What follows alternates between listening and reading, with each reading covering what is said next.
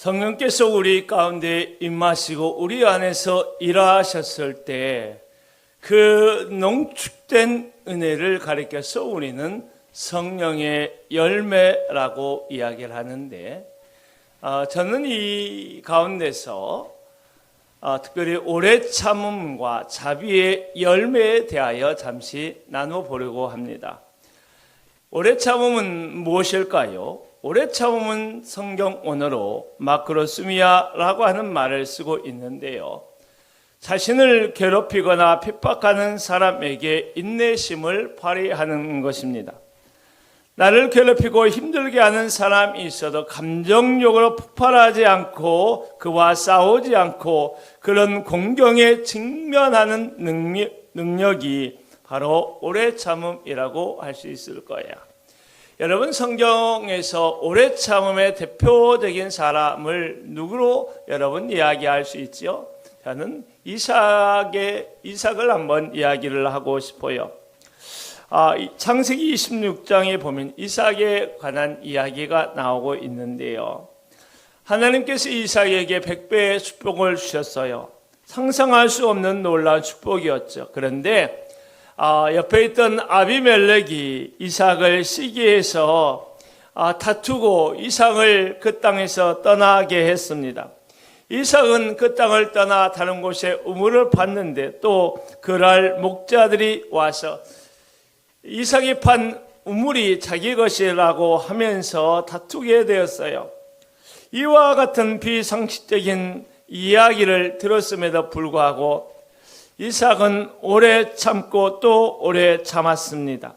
이런 일들이 몇 번에 걸쳐 반복하고 마지막으로 브엘세바로 가서 우물을 팠는데요, 놀라운 일이 일어났어요.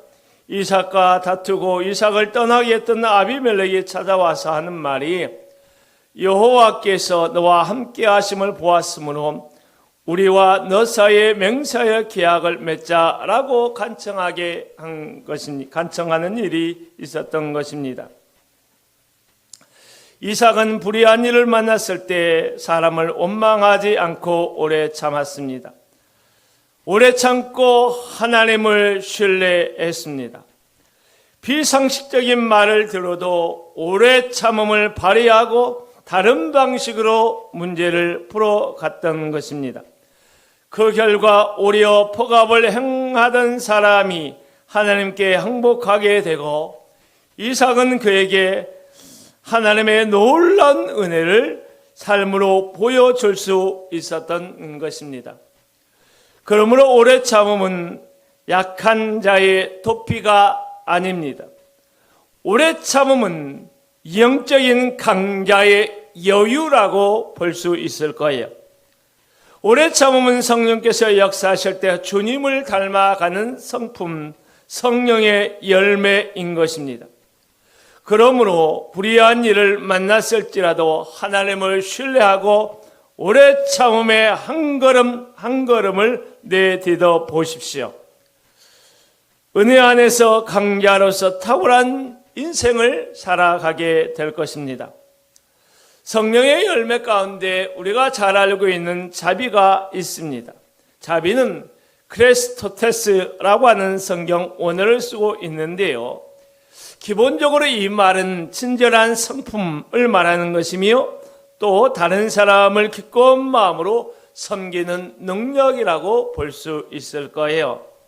이러한 성품은 우리는 어디서 찾아볼 수 있을까요? 가장 먼저는 죄인을 구원하기 위하여 죄인들에게 오래 참으시는 하나님의 성품, 그 성품을 설명할 때 하나님의 자비하심이라고 말하는 것입니다. 그렇다면 어떻게 우리가 이 자비를 실천할 수 있을 것인가, 적용적인 관점에서 몇 가지만 좀 나눠 보려고 합니다. 죄인을 구원하기 위해 오래 참으시는 하나님의 자비를 우리가 생각해야 하지요. 이것을 생각하다 보면 예수 그리스도를 알지 못하는 사람들을 구원하기 위하여 그들에게 기꺼운 마음으로 참고 다가가고 섬기는 삶을 실천할 수 있는 것입니다. 이와 같은 것이 우리 안에서 열매를 맺게 되는 자비의 성품인 것이지요. 둘째, 소극적으로는 선행을 통해서 다른 사람을 조종하려 하지 않고 적극적으로 우리에게 보답할 수 없는 사람들에게 선한 일을 통하여 섬기는 것입니다. 하나님의 자비를 보여주시는 것입니다. 셋째, 자비를 통해서 다른 사람을 섬기면서 자화자찬에 빠지지 않는 것입니다. 다만 섬김 그 자체로 행복해하는 사람인데, 이와 같은 모습이 성령께서 우리 안에 맺어가는 자비의 열매인 것입니다. 또 하나 제가 언급하고 싶은 것은, 언어 사용에 있어서 무례한 말을 하지 않고 오히려 친절한 말, 따뜻한 말, 위로와 격려하는 말을 사용하는 것입니다.